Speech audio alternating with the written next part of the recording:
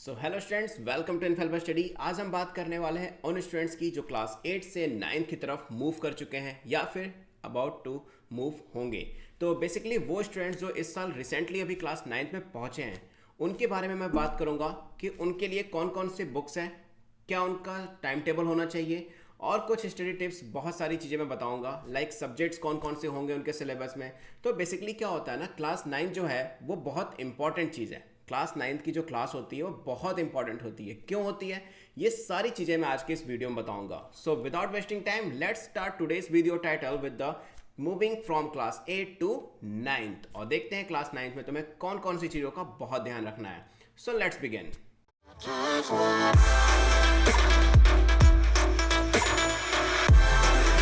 So students, सबसे पहले मैं तुम लोगों को ये बता दूं कि आज की इस वीडियो में हम कौन कौन सी बातों के बारे में बात करेंगे या क्या क्या चीज़ें मैं तुम्हें बताऊंगा कि क्लास 9th में क्यों क्लास 9 जो है वो बहुत ज़्यादा इंपॉर्टेंट है। सब्जेक्ट्स कौन कौन से होंगे, तुम्हारा स्टडी टाइम टेबल या स्टडी स्केड्यूल क्या होना चाहिए, और कुछ टिप्स जिससे तुम्हारे क्लास 9th में बहुत अच्छे मार्क्स गेन हो पाएंगे। सो चलो पहला टॉपिक पे चलते हैं, why class 9th is important. Class 9th exactly important क्यों है? तुमने हर बार सुना होगा क्लास 10th से ज़्यादा 9th में मेहनत करनी चाहिए, क्लास 9th बहुत टफ होती है। हाँ, तो एग्जैक्टली बता दो ना, तो क्लास 9 टफ होती है, बट उन स्टूडेंट्स के लिए जो पढ़ाई में थोड़े से ढिलाई करते हैं, यानी पढ़ाई अच्छे मन से नहीं करते। तो बेसिकली हम मान के चलते हैं तुम सब बहुत अच्छे से पढ़ते हो, या फिर कुछ स्टूडेंट्स ऐसे होंगे जिनका पढ़ाई में थोड़ा मन कम लगता है, बट वो भी वरी करने वाली बात नहीं है। तो क्लास 9th इंपॉर्टेंट क्यों है? क्योंकि एग्जैक्टली ये फाउंडेशन होता है। अगर हम बात करें फाउंडेशन की कि फाउंडेशन एग्जैक्टली है क्या, तो एग्जैक्टली मान लो तो ये बेस है किसका? क्लास 10th का। एग्जैक्टली देखो, क्लास 10th में तुम्हारे साइंस में जितने चैप्टर्स हैं उतने ही क्लास 9th के साइंस में है। क्लास 10th में जितने मैथ्स में चैप्टर हैं उतने ही क्लास 9th के मैथ में है। जितने एसएसटी में उतने एसएसटी में, इंग्लिश मतलब इक्विवेलेंट वैल्यू दी गई है। इसका मतलब है क्लास 10th जो कि बहुत इंपॉर्टेंट एग्जाम होता है, इट मीन्स बोर्ड का एग्जाम होता है, उसकी प्रिपरेशन के लिए तुम्हें एक साल और एक्स्ट्रा दिया गया है कि तुम ट्रायल मोड पे क्लास 9th का एग्जाम दे लो। कि क्लास 9th में देख लो कि जो पूरा का पूरा सिलेबस है ना, जो ब्रॉड हो चुका है। क्योंकि देखो क्लास 8th में जब तुम थे तो सारी चीज़ें, बुक्स वगैरह सब सेम थी। यहाँ पर तुम्हें हिस्ट्री की अलग बुक मिलेगी, एसएसटी में जितने भी चारों सब्जेक्ट हैं, history, economics, political science, civics, इन सब की तुम्हें अलग अलग बुक्स मिलेगी। इसका मतलब है तुम्हारा सिलेबस ब्रॉड हो चुका है। ठीक है, साइंस में भी अगर जाओ तो फिजिक्स, केमिस्ट्री, बायोलॉजी, तीनों की अलग अलग बुक्स हैं, अलग अलग चैप्टर्स हैं, अगर तुम रेफरेंस बुक की तरफ मूव करते हो तो बेसिकली क्या है, क्लास 9th में क्लास 10th के इक्विवेलेंट इसलिए दिया जाता है ताकि तुम क्लास 9th में जो चीज़ें पढ़ रहे हो ना, वो एग्जैक्टली इक्वल है क्लास 10th के, सो दैट यू कैन अंडरस्टैंड कि क्लास 10th में तुम्हें कितना हार्डवर्क करना है। बात समझ में आई? इसलिए क्लास 9 जो होती है वो बहुत ज़्यादा इंपॉर्टेंट होती है, क्योंकि एग्जैक्टली ये सिमिलर होती है किसके? क्लास 10th के।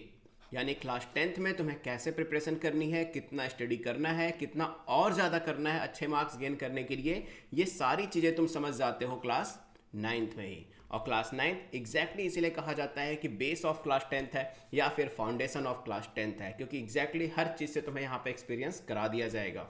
इक्विवेलेंट सिलेबस से, इक्विवेलेंट स्टडी टाइम से, हर चीज़ जो तुम क्लास 10th में फेस करने वाले हो वो क्लास 9th में ऑलरेडी तुम फेस कर लोगे। पहली बात तो समझ में आ गई तुम्हें कि क्लास 9th एग्जैक्टली इंपॉर्टेंट क्यों है।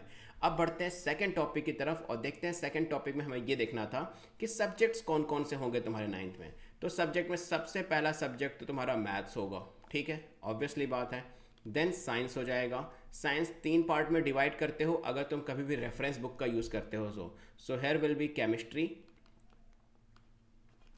Physics and bio. So 3 subject यहाँ पे ऐड हो जाते हैं, फिजिक्स, केमिस्ट्री और बायो। और कुछ चैप्टर्स होंगे जो जनरल साइंस के होते हैं, जो तुम्हें जानने बहुत ज़रूरी हैं।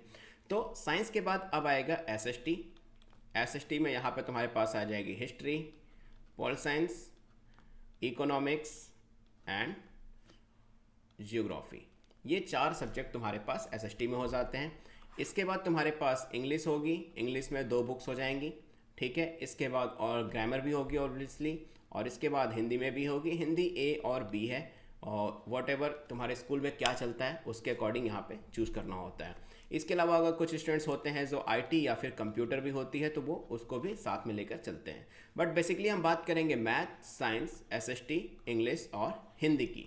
तो बेसिकली क्लास 9th में 5 सब्जेक्ट्स होते हैं और यही सब्जेक्ट्स कंटिन्यू हो जाते हैं क्लास 10th में भी। तो इसीलिए कहा जा रहा था कि क्लास 9 जो है वो बहुत ज़्यादा इंपॉर्टेंट है। और सब्जेक्ट्स की भी बात करें तो सब्जेक्ट बहुत ज़्यादा टफ नहीं हो गए, कॉन्सेप्ट्स क्लियर होंगे ना अगर तुम्हारे, तो क्लास 9 बहुत ज़्यादा ईजी है। अब क्लास 9 की अगर बात करें तो ये एग्जैक्टली सब्जेक्ट्स में जो टॉपिक्स है ना, लाइक जो मैथ में टॉपिक्स है, जो साइंस में टॉपिक्स है, ये जो टॉपिक्स हैं केमिस्ट्री में, बायो में, फिजिक्स में या मैथ में, ये सारे किसके सिमिलर है? क्लास 10th के सिमिलर नहीं है, ये क्लास 11th के सिमिलर हैं। किसके सिमिलर हैं? क्लास 11th के। मतलब साइंस में जो टॉपिक तुम क्लास 9th में पढ़ रहे हो, इसी का कंटिन्यूअस वर्जन तुम्हें मिलेगा क्लास 11th में। सो अगर तुम क्लास 11th में जाकर 11th और 12th में साइंस स्ट्रीम लेना चाहते हो, सो डेफिनेटली तुम्हें क्लास 9th में बहुत ज़्यादा मेहनत करनी पड़ेगी और बहुत अच्छे से पूरी स्टडी को करना भी पड़ेगा। क्लियर है मेरी बात कि कैसे तुम्हें फाउंडेशन, मतलब कैसे तुम्हें प्रिपेयर किया जा रहा है फ्यूचर के लिए, यानी फ्यूचर में तुम्हारे आने वाली जितनी भी स्टडी है ना, उसके लिए तुम्हें प्रिपेयर किया जाता है क्लास 9th में। और इसी वजह से क्लास 9 जो होती है वो बहुत ज़्यादा इंपॉर्टेंट होती है तुम्हारे लिए। इस चीज़ को याद रखना, क्लास 9th में जिस बच्चे ने बहुत अच्छे से स्टडी की है ना, उसको फ्यूचर में कभी भी कॉन्सेप्ट समझने में प्रॉब्लम नहीं होगी। बात समझ में आई? कॉन्सेप्ट से याद आया कि रिसेंटली हमारा खुद का एक ई लर्निंग प्लेटफॉर्म है, दैट इज़ इनफैलिबल स्टडी। वहाँ जाकर तुम कोर्सेज को देख सकते हो। और चलो मैं थोड़ा सा ब्रीफ कर देता हूँ। कुछ नहीं करना तुम्हें, सिर्फ गूगल पे जाकर infallibilstudy.com डाल देना है और वहाँ से हमारी वेबसाइट खुल जाएगी। जो भी कोर्सेज अवेलेबल होंगे, लाइक क्लास 10th के, 9th के, 8th के और मैथ्स ओलंपियाड 10th के, 9th के और मैथ के अवेलेबल हैं। तो अगर तुम क्लास 9th के स्टूडेंट्स हो, डेफिनेटली तुम क्लास 9th पे क्लिक करोगे और ऊपर चाहो तो ऊपर भी जाकर क्लिक कर सकते हो। लाइव कोर्सेज में जाकर 10th, 8th, 9th, olympiad, study material सब कुछ यहाँ मिल जाएगा तुम्हें। तो क्लास 9th में जब तुम जाओगे तुम्हें बहुत सारे पैकेजेस मिलेंगे। The first one is CBSE class 9 alpha plus. इसमें क्या है? इसमें मैथ है, फिजिक्स, केमिस्ट्री, बायोलॉजी, मतलब साइंस के सारे पार्ट, मैथ्स का पार्ट, सोशल स्टडी और इंग्लिश लिटरेचर और प्लस ग्रामर भी है। मतलब तुम्हारे हिंदी छोड़कर तुम्हारे सारे सब्जेक्ट्स का कंप्लीट पैकेज है। और इसमें देखो तुम्हें क्या क्या मिलेगा। डेली लाइव क्लासेस मिलेगी, डेली लाइव क्लासेस। अगर तुम्हारी क्लासेस मिस हो जाती है, सो दैट तुम्हें उस क्लास की रिकॉर्डिंग अवेलेबल होगी। जब तक तुम्हारा सब्सक्रिप्शन होगा तब तक तुम जितनी चाहे उतने अनलिमिटेड टाइम रिवीजन भी कर सकते हो। लाइव डाउट सॉल्विंग होगी, मतलब with in the class, in the class तुम डाउट्स पूछ सकते हो। और जो हमारी लाइव क्लासेस होती है ना, वो ऐसा नहीं है कि तुम चैट्स में तुम्हें सारी चीज़ें पूछने को मिलेंगी। 1-to-1 interaction, audio video conferencing के थ्रू स्टूडेंट्स और टीचर्स कनेक्ट होते हैं और डेफिनेटली वहाँ पर तुम इन द क्लास अपने कंप्लीट डाउट्स को पूछ सकते हो। डेली क्विजेस होते हैं, डेली लाइव टेस्ट अवेलेबल है वहाँ पर। तुम कंप्लीटली अपने आप को चेक कर सकते हो ऐप पर जाकर। इनफैलिबल स्टडी ऐप है, वो भी डाउनलोड कर सकते हो। पर्सनल गाइडेंस तुम्हें दी जाती है अगर तुम पर्टिकुलर किसी एक चीज़ में वीक हो या तुम्हारे साथ कुछ स्टडी से रिलेटेड कुछ प्रॉब्लम है, so that we will definitely solve your problem. Parent connect already मिल जाता है पेरेंट्स के लिए, ताकि वो एग्जैक्टली देख पाएँ कि वो अपने बच्चे को कितना अच्छा स्कोर कर रहा है और किस सब्जेक्ट में थोड़ा सा लैक या फिर उसको और इम्प्रूवमेंट की ज़रूरत है। जो हमारे स्टडी मटेरियल हैं वो कम्प्लीटली एडवांस स्टडी मटेरियल हैं। कम्प्लीटली तुम्हें वहाँ पर नोट्स, की नोट्स मिलती है एग्जाम से पहले, फॉर्मूला चार्ट, इंपॉर्टेंट क्वेश्चन, वो सारी चीज़ें वहाँ पर ऐप पर तुम्हें अवेलेबल मिल जाएंगी। जब चाहे तब ऑन द गो तुम एक्सेस कर सकते हो। और at the end of the syllabus 3 hour का मॉक टेस्ट भी अवेलेबल होता है वहाँ पे। और ये जितनी भी चीज़ें मैंने बताई है ना, ये सारी चीज़ें रेगुलर बेसिस पे हैं। और इसके लिए तुम अगर मंथली फीस में जाते हो, so that you need to pay only 3000 per month. और जैसे जैसे तुम डेज इंक्रीज करोगे, मंथ्स को इंक्रीज करते जाओगे, you will definitely get discount with the 3 month, 6 month, 9 month and 12 month. तो ये तो बात थी सारे math, science, SST, English, literature और ग्रामर की। बट अगर तुम चाहो तो इंग्लिश ग्रामर को छोड़कर हमारे सेकंड पैकेज पे आ सकते हो, that is CBSE class 9 pro plus. यहाँ पर सारी चीज़ें सेम है, एग्जैक्टली अल्फा प्लस की एग्जैक्टली सेम है, बट हमने इंग्लिश और इंग्लिश ग्रामर को यहाँ से हटा दिया है। तो यहाँ पर सिर्फ 3 सब्जेक्ट मिलेंगे, मैथ, साइंस और SST। बट उन स्टूडेंट्स के लिए जो सिर्फ मैथ और साइंस में थोड़ा सा वीक है या फिर उसको इंप्रूव करना चाहते हैं, जो डेफिनेटली तुम्हें कोर प्लस पे जाना चाहिए। यहाँ पर तुम्हें मैथ्स और साइंस की कंप्लीट चीज़ें मिलेंगी। All facilities are same, subjects बस इंक्रीज और डिक्रीज हो रहे हैं और फीस में भी इंक्रीजमेंट और डिक्रीजमेंट हो रहा है। सो डेफिनेटली ज्वाइन करो, बहुत ही अच्छा है। और even in the home page पर जाकर तुम डेफिनेटली हमारे रिजल्ट को भी देख सकते हो, जो प्रीवियस ईयर के रिजल्ट हैं। सो 98% मैथ्स और 96% इन साइंस। सो डेफिनेटली तुम्हें कोर्स को ज्वाइन करना चाहिए। और इनफैलिबल स्टडी को पहली बात तो ज्वाइन क्यों करना चाहिए, क्योंकि कोविड सिचुएशन है और तुम्हें पता है कि कोविड रिसेंटली इंक्रीज भी हो रहा है।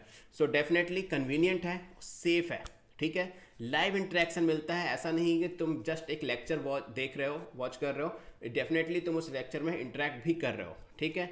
पर्सनलाइज लर्निंग है, इसका मतलब ये होता है कि एग्जैक्टली तुम्हारे वीक और तुम्हारे टफ पॉइंट्स जो तुम्हारे लिए हैं उस पर वर्क करते हैं हम। स्पेशलाइज टीचर हैं डेफिनेटली। बेनिफिट्स क्या है लाइव क्लासेस का, तो इंटरेक्टिव लाइव क्लासेस है, ऑडियो वीडियो कंट्रोल तुम्हें मिलता है, अनलिमिटेड डाउट सॉल्विंग कर सकते हो, जो भी क्लासेस मिस हो गई उसका अनलिमिटेड रिप्ले भी कर सकते हो, रेगुलर टेस्ट और अनलिमिटेड रिवीजन तो ऑलरेडी तुम्हें यहाँ पर मिल ही जाएगा। सो डेफिनेटली कोर्सेज को तुम ज्वाइन कर सकते हो, बहुत ही ज़्यादा लोवेस्ट प्राइस पर सारे कोर्सेज को रखा गया है। सो क्लास 9th के students must join the courses for alpha plus, core plus and pro plus. Definitely अपनी सुटेबिलिटी के अकॉर्डिंग जो चाहे वो ज्वाइन कर सकते हो। सो हम बात कर रहे थे सब्जेक्ट इन क्लास 9th के बारे में। सो maths, science, SST, English, Hindi, ये टोटल 5 सब्जेक्ट्स हैं जिनको और ज़्यादा एक्सप्लेन करके chemistry, physics, biology, history, pol science, economics, geography, English, Hindi और मैथ्स में कन्वर्ट कर सकते हैं। सो डेफिनेटली यहाँ तक तुम्हें सारी चीज़ें समझ में आ गई होंगी कि पहली बात तो क्लास 9th इंपॉर्टेंट क्यों है, सेकंड चीज़ कि क्लास 9th में सब्जेक्ट कौन कौन से हैं, ये सारी चीज़ें तुम्हें एग्जैक्टली समझ में आ गई होंगी। अब बढ़ते हैं थर्ड टॉपिक की तरफ कि स्टडी टाइम टेबल तुम्हारा क्या होना चाहिए, जो कि मोस्ट इंपॉर्टेंट पॉइंट है and recently exactly most important topic है ये कि एग्जैक्टली तुम्हारा टाइम टेबल होना क्या चाहिए। तो क्या लगता है तुम लोगों को टाइम टेबल से रिलेटेड? तो ऑलरेडी मैंने एक वीडियो बनाई है बट उसमें ये बताया था कि टाइम टेबल कैसे बनाते हैं। आज मैं बताऊंगा कि क्लास 9th वाले बच्चों को क्या टाइम टेबल रखना चाहिए। और देखो सबसे मेन चीज़ कंटिन्यूटी बहुत इंपॉर्टेंट है। जो भी टाइम टेबल बनाओ, 1 आवर का, 2 आवर का, 3 आवर का, 4, 5, 6 कितने भी आवर का टाइम टेबल बनाओ ना, उसमें कंटिन्यूटी बहुत ज़रूरी है। उस कंटिन्यूटी को फॉलो जरूर करना। चाहे तुम first day half an hour पढ़ो, 1 वीक का टाइम टेबल बनाओ, हाफ एन आवर का बनाओ, बट उसकी कंटिन्यूटी बहुत ज़रूरी है। ओके, सो बात कर लेते हैं स्टडी टाइम टेबल। मेरे अकॉर्डिंग क्या करना चाहिए तुम्हें एग्जैक्टली। सो देखो तुम्हारे पास टोटल 5 सब्जेक्ट हैं। The first one is math, science, SST, English and Hindi. तो इंग्लिश और हिंदी को अगर हम डेली कंटिन्यू करेंगे सो डेफिनेटली तुम्हारे पास इतना टाइम नहीं है, तुम्हारे पास स्कूल होते हैं, कोचिंग क्लासेस होते हैं, बट अगर तुम इनफैलिबल स्टडी को ज्वाइन करते हो सो डेफिनेटली तुम्हें वहाँ पर टाइम मैनेजमेंट बहुत अच्छे से सिखा दिया जाएगा। सो इसके लिए टोटल मैं रखता हूँ पर डे 1 आवर। 1 घंटे तुम्हें सिर्फ और सिर्फ देने हैं। या तो अल्टरनेट कर लो, MWF मैथ को इंग्लिश को दे दो और TTS दे दो हिंदी को। सो इंग्लिश और हिंदी को अल्टरनेटिव लेके चलना है, ठीक है। मैथ्स में तुम्हें कम से कम हाफ आवर तो देने ही पड़ेंगे, 1.5 आवर, अप्रॉक्स 1.5 घंटे। मतलब अगर मैं इसको लिखूं तो 1 आवर 30 मिनट, इतना टाइम तो तुम्हें देना ही पड़ेगा, बहुत इंपॉर्टेंट है देना। साइंस में भी तुम्हें एग्जैक्टली 1 आवर 30 मिनट देना पड़ेगा, फिक्स है, 1.5 घंटे दोनों में देने हैं। एसएसटी को तुम अपनी सूटेबिलिटी के अकॉर्डिंग देख लो कि तुम्हें 1 आवर देना है या फिर 1.5 आवर, मतलब 1 घंटे 30 मिनट देना है। तो एग्जैक्टली ये मेरे अकॉर्डिंग टाइम टेबल है जो तुम्हें पर डे इस सब्जेक्ट को देना पड़ेगा, तभी जाकर तुम 9th क्लास में सोच सकते हो दैट यू विल गेट 95+, तभी तुम्हें 95 से ज़्यादा परसेंटेज मिलने के चांसेस हैं। अदरवाइज कहीं ना कहीं लैक पॉइंट आएगा और तुम 95 स्कोर नहीं कर पाओगे, इवन 90 की सीरीज में भी नहीं पहुंच पाओगे। और ये जो टाइम टेबल मैंने बताया ना, कितने आवर देना है, कब देना है, ये तुम्हारी रिस्पॉन्सिबिलिटी है। मैं बस इतनी चीज़ बताऊंगा, जो सब्जेक्ट तुम्हारे लिए टफ है उसको सबसे सुबह या सबसे पहले पढ़ लो मॉर्निंग में, ठीक है। जो सब्जेक्ट तुम्हारे लिए बहुत ज़्यादा ईजी है उसको सबसे लास्ट में रखो, डे के एंड में। ये याद रखना, यही एक तरीका होता है अपने टाइम को मैनेज करने का। सो डेफिनेटली यहाँ पर तुम्हें समझ में आ गया होगा दैट मैथ को 1.5 घंटे देने, साइंस को 1.5 घंटे देने, एसएसटी को 1 और 1.5 घंटे में से कुछ भी जो चाहे दे सकते हो, इंग्लिश और हिंदी को अल्टरनेटिव रख के 1-1 घंटे दे देना, प्रैक्टिस हो जाएगी। अब एक चीज़ जो मेन इंपॉर्टेंट मैं बताऊंगा कि तुम्हें इस टाइम शेड्यूल में जो 1.5 घंटे है ना, इसमें से कुछ टाइमिंग तुम्हें आंसर राइटिंग के लिए ज़रूर निकालना है। किसके लिए निकालना है? आंसर राइटिंग के लिए। आंसर राइटिंग बहुत ज़्यादा इंपॉर्टेंट है, याद रखना, आंसर राइटिंग मोस्ट इंपॉर्टेंट है। अगर आंसर राइटिंग नहीं करते हो सो डेफिनेटली तुम्हारे मार्क्स कहीं ना कहीं जाकर तुम्हारे मार्क्स कम हो जाएंगे बाद में। क्लियर है? तो आंसर राइटिंग और ये टाइम मैनेजमेंट बिल्कुल मत भूलना। सो 3 चीज़ें मैंने बता दी। पहला, क्लास 9th क्यों इंपॉर्टेंट है और बहुत इंपॉर्टेंट है ये तुम्हें भी पता है। सेकंड, कौन कौन से सब्जेक्ट हैं, डेफिनेटली सब्जेक्ट 5 हैं और उनको कैसे मैनेज करना है। थर्ड पॉइंट में स्टडी टाइम टेबल, ये सारी चीज़ें मैंने तुम लोगों को यहाँ पर बता दी। अब कुछ एडवांस या फिर कह सकते हो कि कुछ एक बोनस टिप्स मैं तुम्हें दूंगा जो क्लास 9th में बहुत ज़्यादा स्कोर को बूस्ट करने के लिए बहुत हेल्प करने वाली है। So first one is continuity. कोई भी टॉपिक पढ़ रहे हो, कोई भी सब्जेक्ट पढ़ रहे हो, तुम्हारा जो भी टाइम टेबल हो, डेफिनेटली उसमें पर डे की कंटिन्यूटी होनी चाहिए। हाँ, वीक में 1 डे ऐसा रख लो जिसमें तुम थोड़ी बहुत मस्ती वगैरह कर सकते हो या फिर खेल सकते हो। बात समझ में आई? और स्टडी टिप्स की मैं और भी सारी वीडियो लाऊंगा, सो डेफिनेटली उसको भी देखना मत भूलना, बहुत ज़्यादा हेल्प करेगी। और ऑब्वियसली डेली मैं शॉर्ट वीडियोस तो देता ही हूँ तुम लोगों को, तो #short इनफैलिबल स्टडी लिखोगे यूट्यूब पे तो ऑलरेडी सारी की सारी शॉर्ट वीडियो आ जाएगी। ओके, सो कंटिन्यूटी जो है वो बहुत ज़्यादा इंपॉर्टेंट है। किसी भी काम को करना हो, चाहे स्टडी करनी हो, कुछ भी अगर सक्सेस करना है, so continuity is most important. Okay, second, assignment. Assignment कह लो या फिर कह लो एक्स्ट्रा क्वेश्चन, ये बहुत इंपॉर्टेंट है। एक्स्ट्रा क्वेश्चंस तो सॉल्व करने ही करने हैं। जो भी टॉपिक तुम पढ़ रहे हो, जो भी चैप्टर कंप्लीट कर रहे हो, उसके एक्स्ट्रा क्वेश्चंस सॉल्व कर लो, डेफिनेटली तुम्हें उससे बहुत ज़्यादा हेल्प मिलेगी। ओके, थर्ड वन क्या है? Sample paper. जो सैम्पल पेपर है ना, वो भी बहुत ज़्यादा हेल्प करेगा। जैसे जैसे तुम्हारा सिलेबस कंप्लीट होता जाता है ना, मार्केट में बहुत ज़्यादा अवेलेबल है, इवन इंटरनेट पे भी तुम सर्च कर सकते हो। 3 आवर के जो सैम्पल पेपर हैं वो तुम्हें बहुत ज़्यादा हेल्प करेंगे तुम्हारे मार्क्स को बूस्ट करने के लिए। सो याद रखना, कंटिन्यूटी, असाइनमेंट या फिर एक्स्ट्रा क्वेश्चन और एक सैम्पल पेपर, एग्जैक्टली याद रखना। और जो सबसे मेन इंपॉर्टेंट टॉपिक जो तुम्हें इन तीनों से पहले करना है, इन तीनों से पहले जो करना है, दैट इज बुक रीडिंग। क्या है वो? Book reading. और वो भी कौन सी बुक? सबसे पहले one of the favourite of my book, that is NCERT। बहुत ज़्यादा इंपॉर्टेंट है, याद रखना। NCERT में जो मटेरियल तुम्हें मिल जाएगा ना, अगर तुम लाइन टू लाइन पढ़ते हो, सो उससे ज़्यादा इंपॉर्टेंट मटेरियल तुम्हें और किसी भी बुक में नहीं मिलेगा। सबसे पहले तो मैं बता दूं, पेपर पैटर्न जो 20 मार्क्स का आता है, 20 मार्क्स के जो MCQs आ रहे हैं 20 मार्क्स के, ये पूरा का पूरा कहाँ से आता है? NCERT से आता है, पूरा का पूरा। अब ये मिलेगा कैसे? लाइन बाय लाइन पढ़ने से मिलेगा। यानी NCERT को तुम जब लाइन बाय लाइन पढ़ते हो, सो डेफिनेटली उसमें से कुछ पॉइंट्स मिलेंगे, उनको हाईलाइट कर लो या अलग से नोट कर लो।